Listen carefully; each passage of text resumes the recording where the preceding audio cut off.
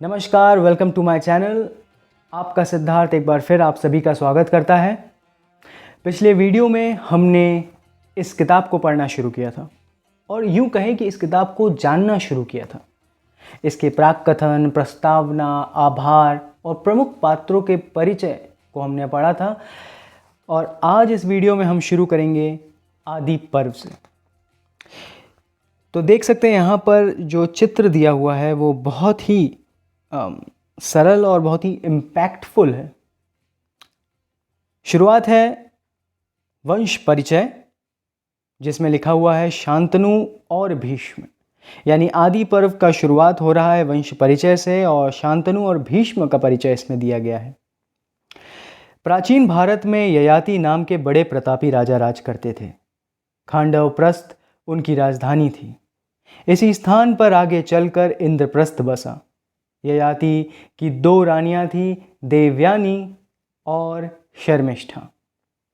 देवयानी असुरों के गुरु शुक्राचार्य की पुत्री थी और शर्मिष्ठा असुरों के राजा वृषपर्वा की।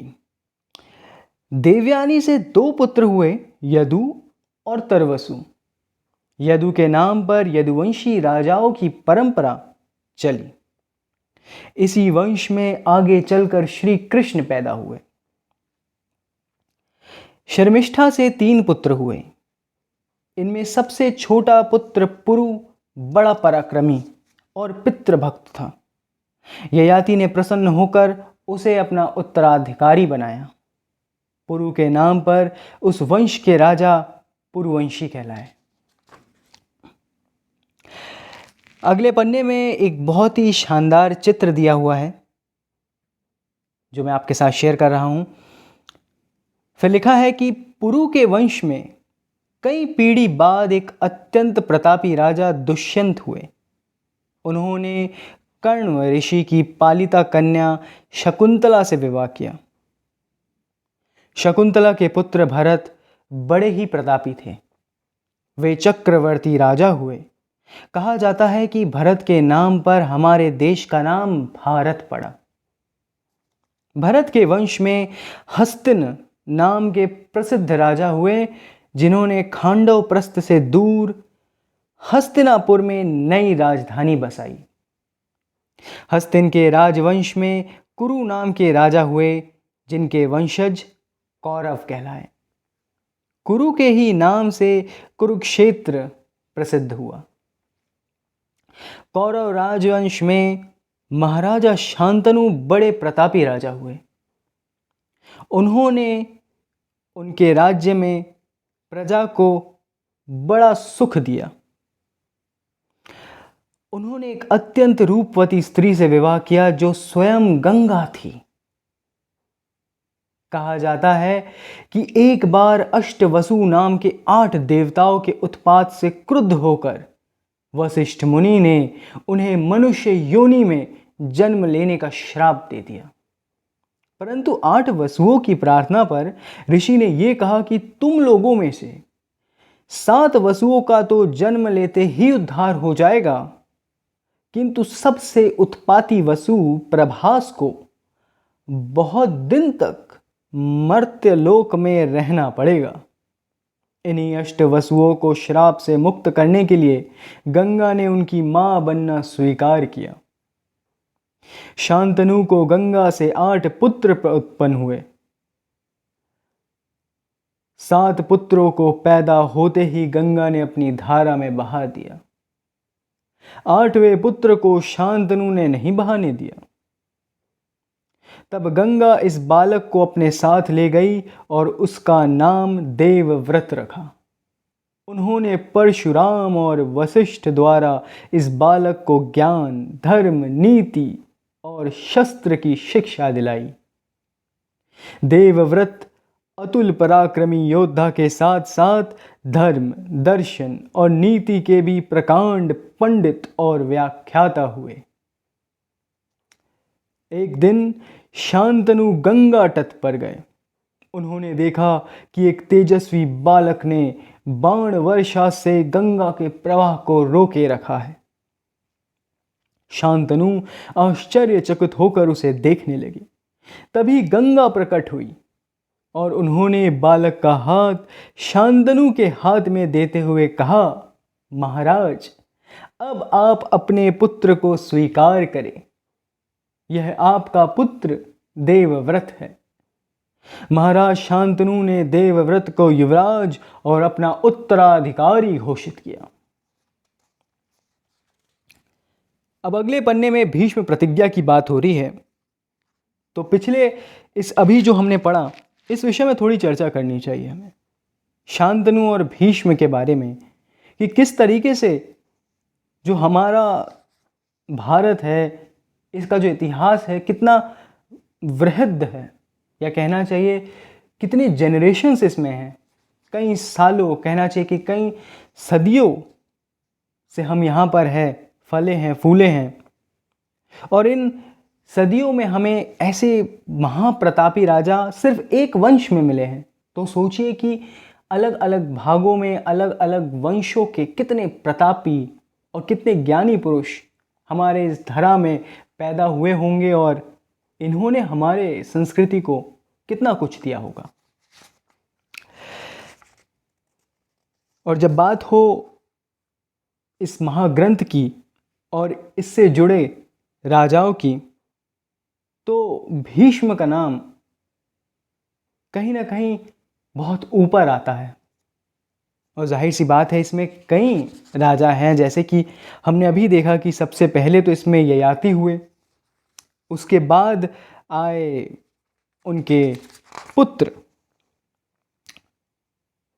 जो थे पुरु, जिनसे पुरुवंशी हुआ।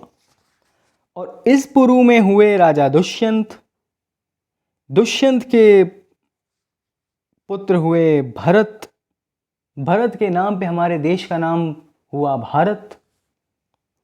और फिर इन्हीं वंश में पैदा हुए कुरु, इन्हीं वंश में हुए हस्तिन, जिन्होंने हस्तिनापुर बसाई। और हस्तिन के राजवंश में हुए कुरु, जिन्होंने कुरुक्षेत्र, जिनके नाम से कुरुक्षेत्र प्रसिद्ध हुआ। तो ये वाकई बड़ा ही, कहना चाहिए कि गौरवशाली इतिहास है, जो कि बड़े ही कुछ चंद वाक्यों में समाप्त हुआ, हमें जानने को मिला।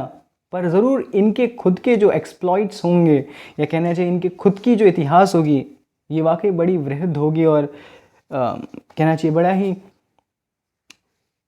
इंटरेस्टिंग होगा। तो चलिए अब अगले पार्ट की ओर बढ़े, जो है भीष्म प्रतिज्ञा। अब ये असल में है तो हमारे आदि पर्व का ही, पर आप कह सकते हैं कि आदि पर्व का सब डिवीजन है भीष्म प्रतिज्ञा। एक बार शांतनु यमुना नदी के किनारे गए। वहां एक रूपवती निषाद कन्या को देखकर उनके मन में उससे विवाह करने की इच्छा जाग उठी। निषाद कन्या का नाम सत्यवती था। सत्यवती का पिता शांतनु से अपनी कन्या का विवाह करने को राजी हो गया, किंतु उसने ये शर्त रखी कि उसकी कन्या का ही पुत्र शांतनु के राज्य का उत्तराधिकारी होगा।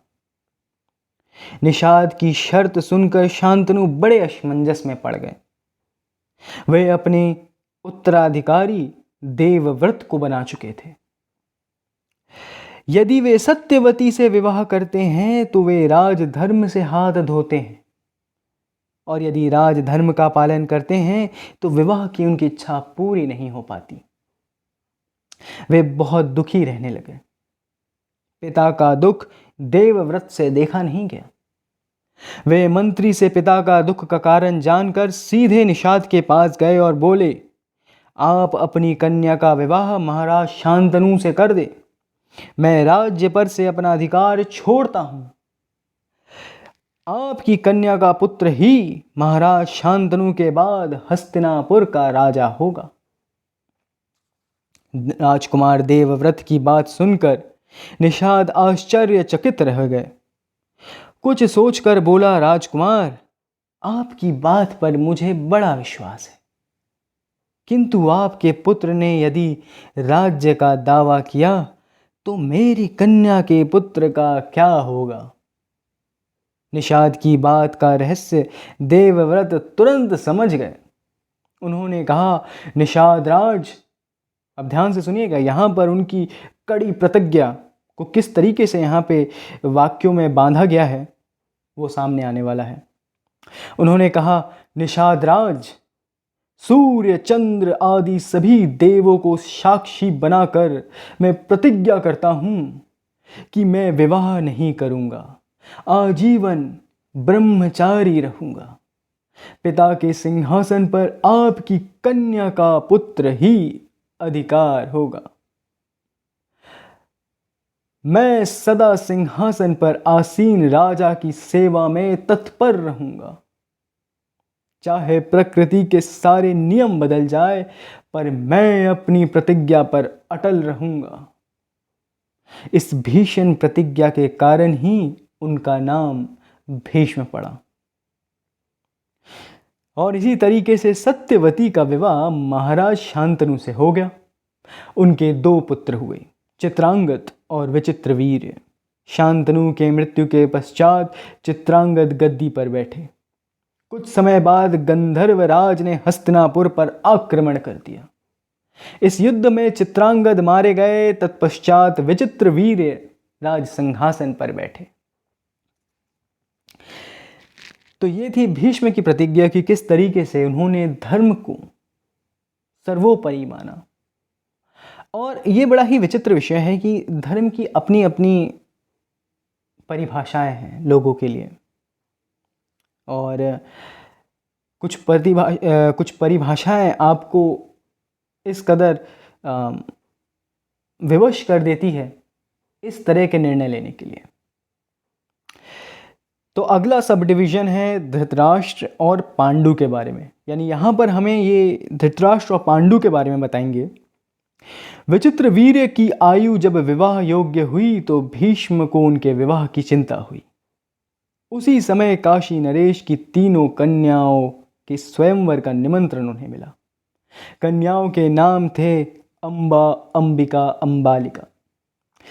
जहाँ तक मुझे याद है कि ये जो सब डिवीज़न है ये हमें बताएगा एक ऐसी बात, एक ऐसी कहानी जो हमें महाभारत के युद्ध के समय इस बात को कहना चाहिए कि याद करने पे विवश करेगी, क्योंकि ये इस कहानी का लिंक सीधे सीधे युद्ध से है। कैसे, वो जब हम युद्ध करेंगे या युद्ध के बारे में जब पढ़ेंगे तब समझ लेंगे, या फिर अभी ही हमें पता चल जाएगा। तो कन्याओं के नाम थे अम्बा, अंबिका और अंबालिका। विचित्रवीर्य को साथ लेकर भीष्म स्वयंवर में गए। वहां देश देश के राजा आए हुए थे। और अगले ही पन्ने में एक सुंदर सी चित्र बनी हुई है। इस चित्रकारी को मैं आपसे शेयर करता हूं। किंतु भीष्म के 3 राजकन्याओं को बलपूर्वक रथ में बिठा लिया और उन्हें हस्तिनापुर ले आए। विवाह की तैयारी होने लगी। अम्बा ने भीष्म से निवेदन किया कि मैं शाल्वराज को अपना पति मान चुकी हूँ और मुझे उनकी सम्मति प्राप्त हो चुकी है, इसलिए किसी अन्य पुरुष से मेरा विवाह उचित नहीं है। भीष्म ने अम्बा को मुक्त कर दिया और विचित्रवीर्य का विवाह अम्बा की बहन अंबिका और अंबालिका से संपन्न हुआ। जब अम्बा शाल्वराज के पास पहुंची तो उसके अपहृता होने के कारण उससे विवाह करना शाल्वराज ने स्वीकार नहीं किया। इससे अम्बा बहुत दुखी हुई और भीष्म के प्रति उसका मन क्रोध से भर गया। उसने शंकर की तपस्या कर भीष्म से बदला लेने का वरदान प्राप्त किया और आगे चलकर वो शिखंडी के रूप में जन्म लेकर भीष्म की मृत्यु का कारण बनी। अंबिका से धृतराष्ट्र और अंबालिका से पांडु नाम के पुत्र पैदा हुए।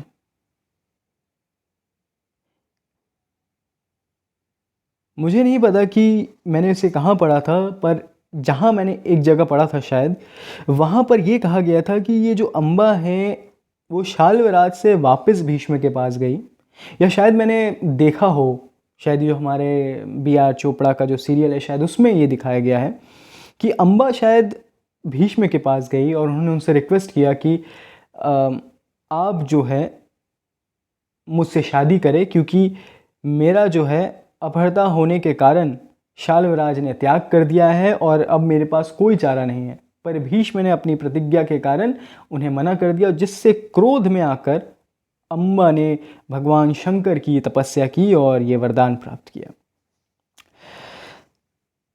चलिए आगे बढ़ते हैं।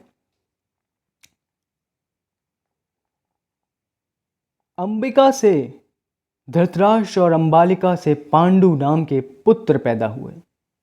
इनके जन्म के पूर्व ही महाराज विचित्रवीर्य की मृत्यु हो चुकी थी। धृतराष्ट्र पांडु से बड़े थे पर जन्मांध थे, यानी जन्म से अंधे थे। अतः पांडु को राज सिंहासन पर बैठाया गया।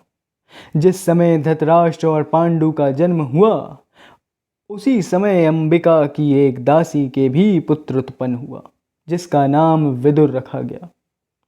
विदुर के जन्मजात उच्च लक्षणों को देखकर भीष्म ने उसका भी लालन पालन राजकुमारों की भांति किया। आगे चलकर विदुर धर्म नीति के प्रसिद्ध व्याख्याता हुए।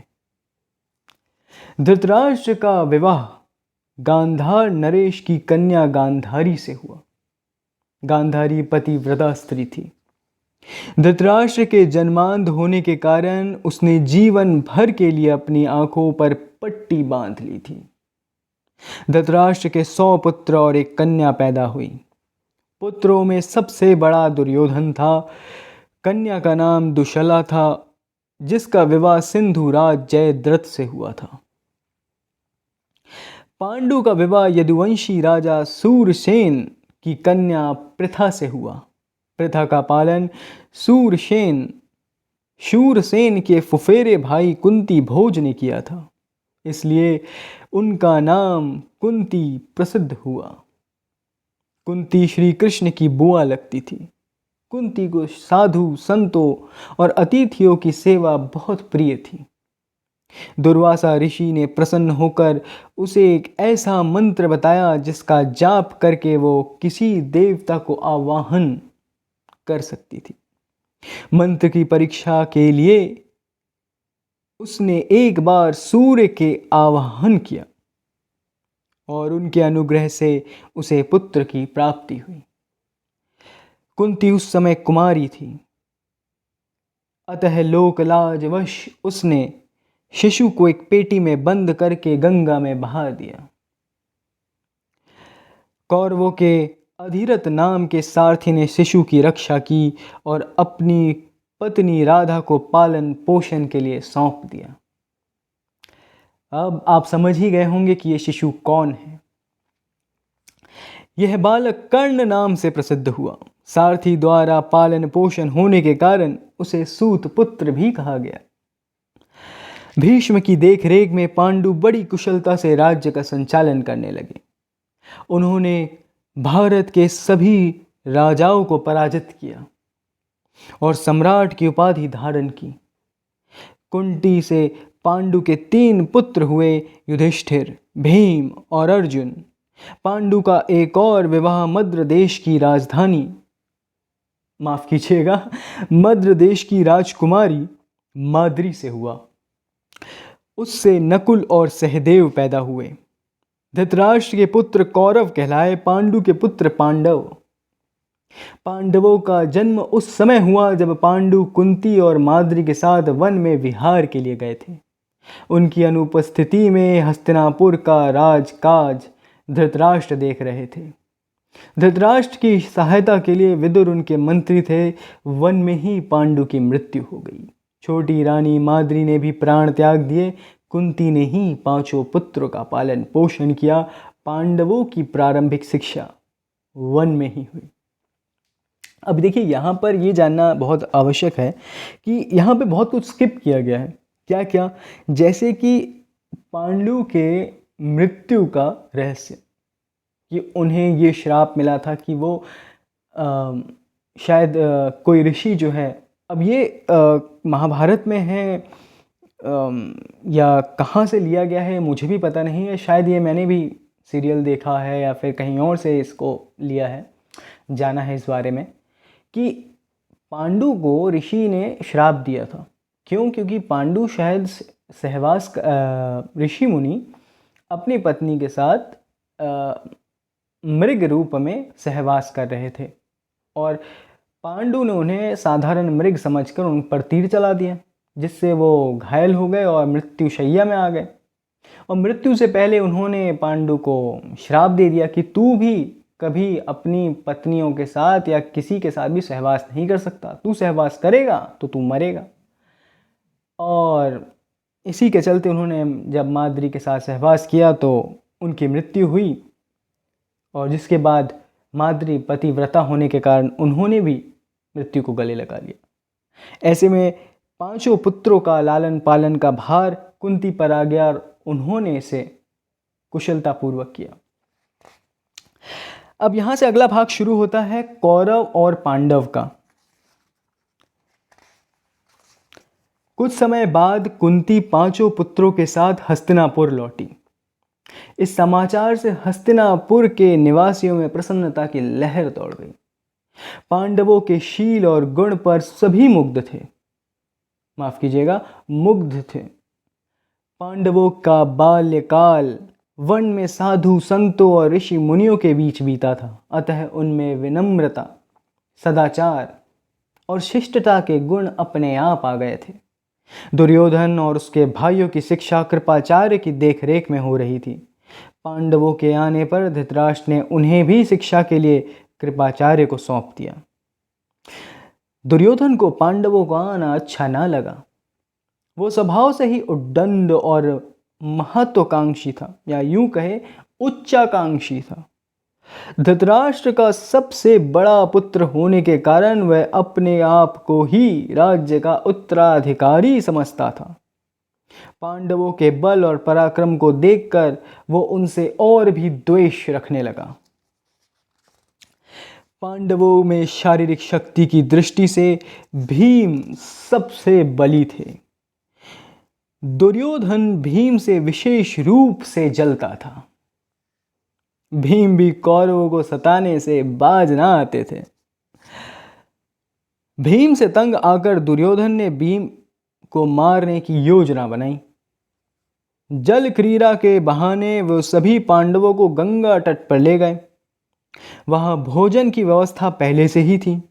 भीम के भोजन में दुर्योधन ने चुपके से विष मिलवा दिया।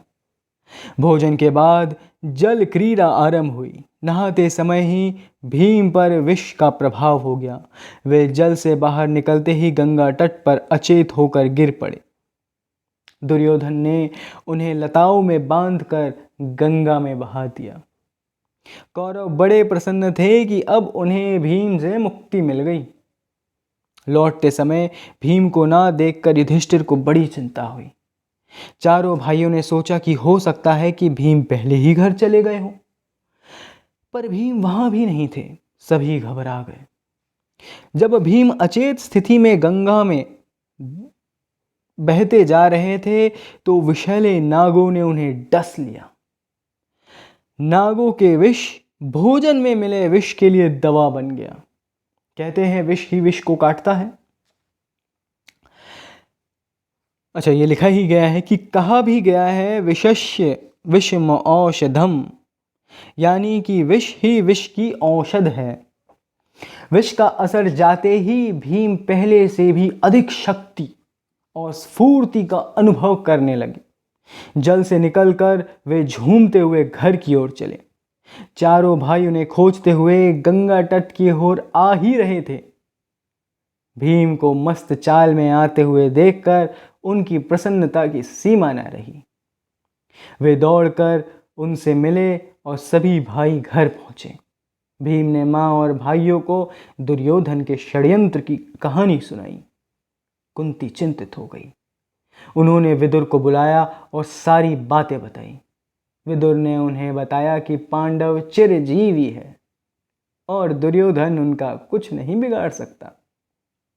भीम को जीवित देखकर दुर्योधन और उसके भाइयों में फिर से चिंता व्याप्त हो गई। तो यहाँ पर इस बात का जो है एक आइडिया दे दिया गया बच्चों को कि देखिए, दुर्योधन, या कहना चाहिए कि दुर्योधन और उसकी पार्टी यानी कौरव कैसे मानसिकता वाले हैं और पांडव कैसे मानसिकता वाले हैं, और दुर्योधन अपनी इस मानसिकता को लेकर किस हद तक जाने को तैयार है। अब अगला भाग आता है कौरव और पांडवों की शस्त्र शिक्षा। अब यहाँ पर इस बात का जानकारी हमें देंगे या इस बात बच्चों तक पहुँचाई जाएगी कि जब बात हो शस्त्रों की और शिक्षा की, तो पांडवों का व्यवहार, पांडवों का आचार व्यवहार कैसा था और कौरवों का कैसा था। तो कृपाचार्य की देखरेख में कौरव और पांडव शस्त्र शिक्षा ग्रहण कर रहे थे। इस शिक्षा में पांडव कौरवों से सदा आगे रहते थे। इससे दुर्योधन और भी जला करता था। एक दिन नगर के बाहर पांचों पांडव धनुर्विद्या का अभ्यास कर रहे थे। उनकी एक गेंद कुएं में गिर गई। पांडवों को कोई उपाय नहीं सूझ रहा था। इतने में एक तेजस्वी ब्राह्मण आता दिखाई दिया। राजकुमारों की चिंता का कारण जानकर ब्राह्मण ने एक सीख उठाई और उसे कुएं में छोड़ दिया। सीख पानी में जाकर गेंद में तीर की भांति चुभ गई। ब्राह्मण ने दूसरी सीख भी कुएं में फेंकी। वो दूसरी सीख पहली सीख के ऊपरी सिरे से चिपक गई। वे सीख पर सीख फेंकते गए, जो एक पर एक चिपकती गई। इस प्रकार सीख लंबी होती गई और ऊपर तक आ गई। सीख को पकड़कर खींचकर उन्होंने गेंद खींच ली। ब्राह्मण के इस चमत्कार से राजकुमार तो अचंभे में पड़ गए। तो यहां पर एक तरह से एक प्रकांड धनुर्धर, या कहना चाहिए एक प्रकांड ऋषि का इंट्रोडक्शन दिया गया है, जो कि पांडवों के गुरु थे। राजकुमार आश्चर्यचकित हो देखते रहे। उन्होंने ब्राह्मण का नाम पूछा। वे आचार्य द्रोण थे, प्रसिद्ध धनुर्विद। द्रोणाचार्य का विवाह कौरव पांडवों के गुरु कृपाचार्य की बहन कृपि से हुआ था। अश्वत्थामा उनके पुत्र थे। पांचाल के राजा द्रुपद आचार्य द्रोण के सहपाठी थे। इन दोनों में प्रगाढ़ मित्रता थी। द्रुपद ने वचन दिया था कि राजा होने पर वे द्रोणाचार्य को अपना आधा राज्य दे देंगे, किंतु राजा बनने पर द्रुपद ने अपना वचन भुला दिया और द्रोणाचार्य का अपमान भी किया। तब से द्रोणाचार्य निर्धनता का जीवन बिताते हुए आजीविका के खोज में भटक रहे थे और द्रुपद से प्रतिशोध लेने की भावना उनके मन में घर कर गई थी। द्रोणाचार्य की बाण विद्या से प्रभावित होकर भीष्म ने उन्हें राजकुमारों की शस्त्र शिक्षा के लिए नियुक्त किया। उनकी देखरेख में राजकुमार धनुर्विद्या में निपुण हो गए। इसमें अर्जुन सबसे दक्ष थे। लक्ष्य संधान में उनकी कुशलता का मुकाबला कोई नहीं कर सकता था। इसी कारण द्रोणाचार्य का सबसे अधिक स्नेह भी अर्जुन के प्रति था। अब यहाँ पर एक बात और याद आती है एकलव्य की। एकलव्य भी कहना चाहिए उस समय माने जाने वाले नीची जाति से थे, जिन्हें अक्सर ऊंची जाति के लोग भेदभाव के चलते अलग घेरे में बांध के रखते थे। पर इस बात ने एकलव्य को हतोत्साहित नहीं किया। उन्होंने दूर से ही द्रोणाचार्य से धनुर्विद्या सीखी, पर द्रोणाचार्य ने उनसे उनका अंगूठा दान में मांग लिया, जो कि बड़ा ही क्रूर था। अब अगला भाग आता है लक्ष्य भेद की परीक्षा। ये भाग काफ़ी बड़ा है और मुझे लगता है कि इसको अगर ख़त्म करने चले तो काफ़ी देर लग जाएगा। तो चलिए लक्ष्य भेद की परीक्षा को पूरा कर लिया जाए और आज के इस वीडियो को यहीं पे समाप्त किया जाए और अगले वीडियो में हम शस्त्र संचालन का प्रदर्शन करेंगे। तो लक्ष्य भेद का परीक्षा क्या थी? अब ये भी बड़ा फेमस है और अक्सर छोटी छोटी कहानियों में इस पर्टिकुलर इस संक्षिप्त कहानी को बच्चों को सिखाया जाता है, पढ़ाया जाता है। और ख़ासकर इस शिक्षा को देते हुए कि हमारी जो नज़रें हैं हमेशा लक्ष्य पर रहनी चाहिए। तो आप समझ ही गए होंगे किस कहानी की बात है। एक दिन गुरु द्रोण ने सभी शिष्यों की परीक्षा ली। उन्होंने पेड़ की ऊंची डाल पर एक काठ की चिड़िया रख दी और कहा कि चिड़िया की आंख में लक्ष्य भेद करना है। राजकुमार अपने धनुष बाण लेकर तैयार हो गए। सबसे पहले युधिष्ठिर धनुष की प्रत्यंचा चढ़ाकर चिड़िया को निशाना बनाकर खड़े हुए। गुरु ने पूछा, युधिष्ठिर, तुम इस समय क्या देख रहे हो? युधिष्ठिर ने उत्तर दिया, आचार्य, मैं इस समय डाल पर रखी चिड़िया देख रहा हूं और आपको भी देख रहा हूं। गुरु ने कहा, युधिष्ठिर, तुम अलग खड़े हो जाओ, तुमसे लक्ष्य भेद ना होगा।